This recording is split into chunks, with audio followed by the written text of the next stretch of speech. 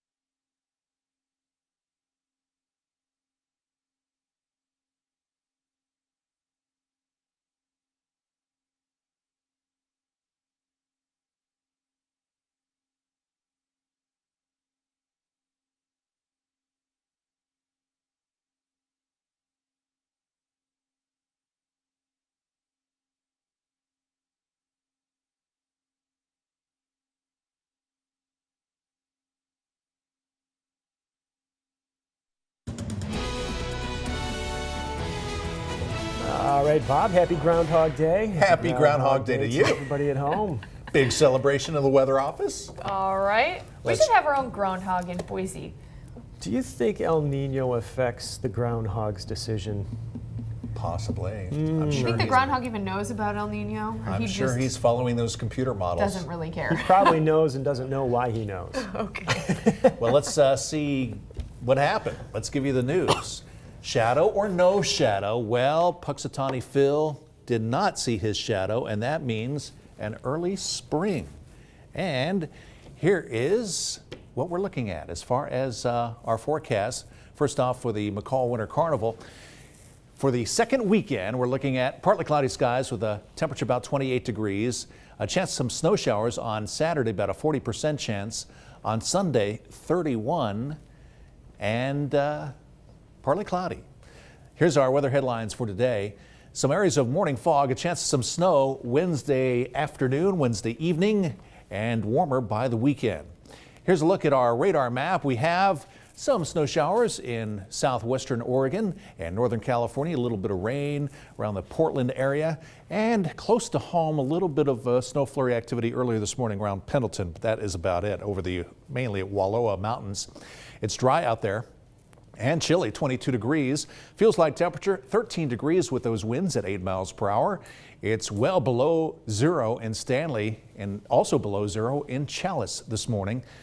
McCall has a temperature in the single digits, and most locations here in the valley are in the lower 20s. As far as visibility, so far no problems, except for Idaho Falls. They were down to zero visibility, or less than a mile in Rexburg as well. Here's our weather almanac page for the second day of February, forecasting a high of 37, a bit below normal as far as the overnight low as well. Here's our satellite radar map. We have a system kind of falling apart as it runs into a ridge of high pressure. Very little effect on us, but did you notice that other system way out there in the eastern Pacific? That will be affecting us later in the day on Wednesday on into Thursday morning. Here's our high resolution futurecast to show you some idea of the timing on that. Pretty quiet up until Wednesday. There's 5:15. Clouds will start to increase, leading to a chance of some snow possibly as early as 9 p.m. through the overnight hours until about 8 a.m. on Thursday. So Thursday morning's commute has the possibility of being slick. Kind of depends on how much snow falls. I'm not expecting much, maybe a dusting, but even a dusting can make the roads kind of slick, so that's something we'll be watching very closely for Thursday. Partly cloudy skies, Twin Falls high, 29 degrees. For Sun Valley, mostly sunny skies with a high near 23. For McCall, 26, your high with mostly cloudy skies. And so far, we haven't seen any fog set up in the western end of the valley, according to the webcam, so I don't think that will be much of a problem this morning. Otherwise, mostly cloudy, a little bit more cloud cover to the west and to the north today. Partly cloudy for Boise. Here's our extended forecast, 60% chance of some snow starting later in the evening on Wednesday into the early morning hours on Thursday.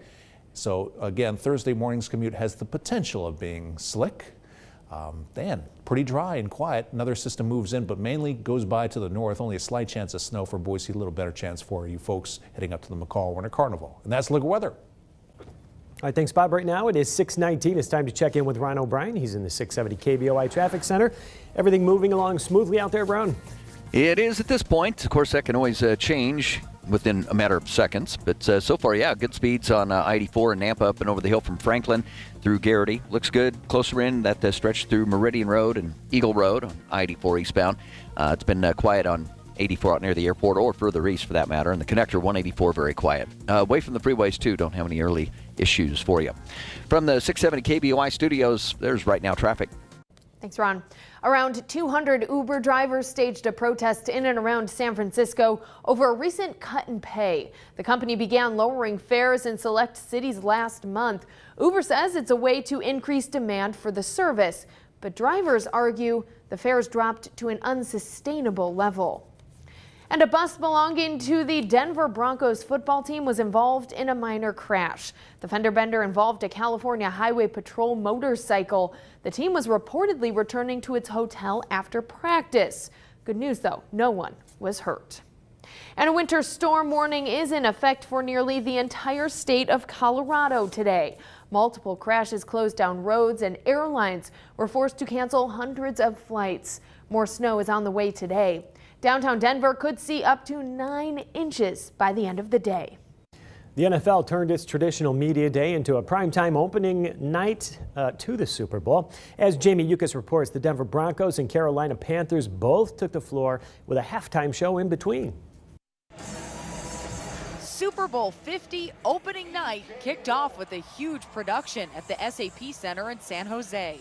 The Denver Broncos took center stage first. It took me a minute. I didn't know that was a bridge we were standing on until I kind of got down here. The big question, will veteran quarterback Peyton Manning retire after the big game? He says he doesn't know.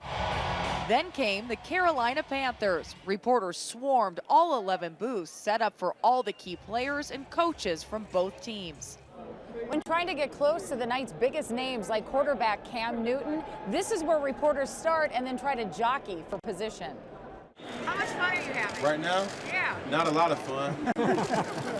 How much fun do you plan to have over the next? A lot. The NFL wanted to take away some of the crazy antics of years past, but there were still plenty of costumes and, of course, lighthearted questions for the players. The Broncos' Von Miller was expected to put on a show. You're a fashionable guy. How'd you come up with your look tonight? Where's the hat? I walked in the locker room and they said, "Here, this is what you're wearing." So today was the easiest day. You didn't get to do anything crazy? It's a team function. It's all about the team.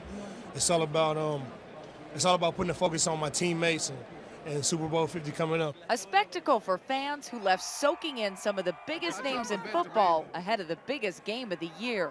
In San Jose, Jamie Yukas, CBS News. And don't forget, you can catch all the action right here on KBOI TV. Here's a look at Sunday's lineup. Before They Were Pros starts at 9 o'clock in the morning. Then at 10, it's the road to the Super Bowl. At noon, watch Super Bowl Today. And then at 4:30, the big game kicks off. Okay, I'm thinking around 10, 11, I'll probably take a nap Yeah. and then stay up for the Super Bowl. I'm gonna try. Power through. I'm excited though. Well, a sports team often feels like family. But two Steelheads are actually family. Coming up on KBOI 2 News, Brian Levin shows us the contrasting personalities of two hockey-playing brothers. And if you like coffee, you can sign up for a Mugshot Monday contest. Do so on our Facebook page. If you win, Brian and I will personally deliver Dutch Bros coffee and these travel mugs straight to your office. And at 6:23, there's a live look at downtown Boise this morning on this Groundhog Day. And Punxsutawney Phil says early spring is on the way. Let's hope he's right.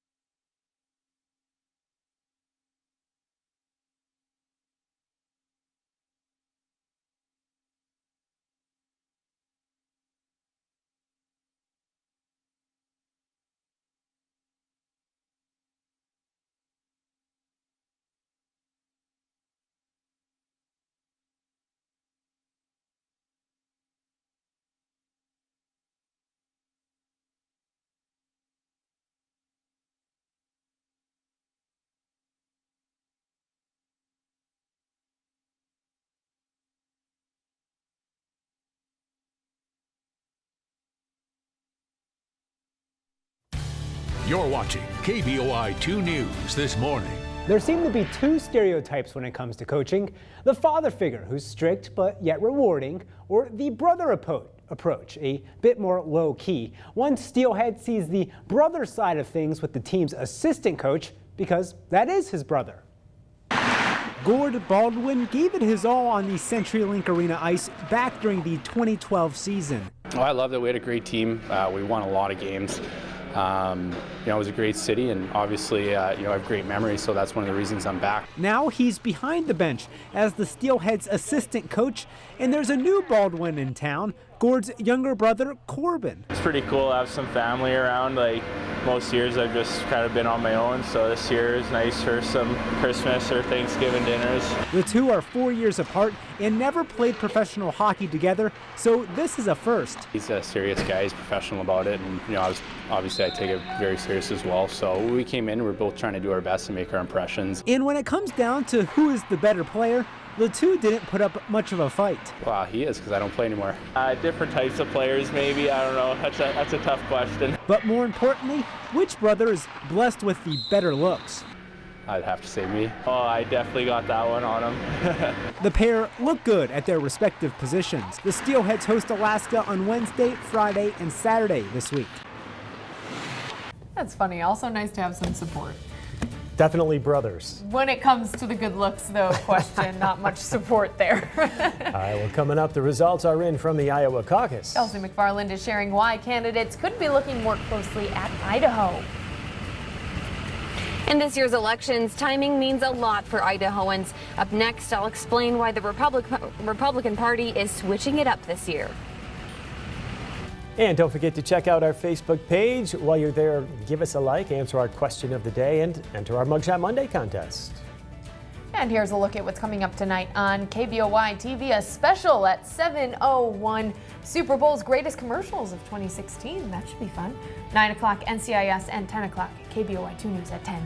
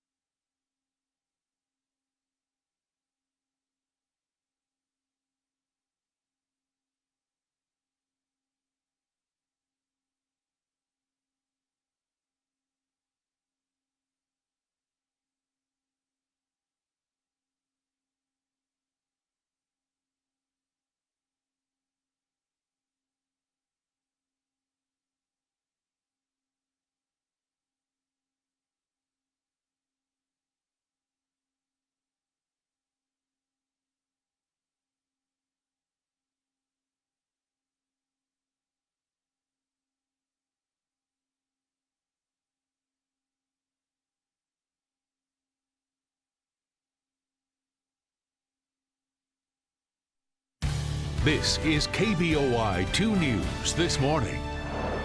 Hey, good morning. It is Tuesday, February 2nd. I'm Brian Moore. And I'm Kelsey Anderson. Happy Groundhog Day, everyone. And I won't ruin what happened because Bob got upset with me last time. Are you going to mention what, I was furious, wasn't I? If he saw or did not see his shadow? Or is that for the next weather? I'll save it for the next one. All right, sounds good. Let's get right to it. Happy Groundhog Day, everybody. We have some drive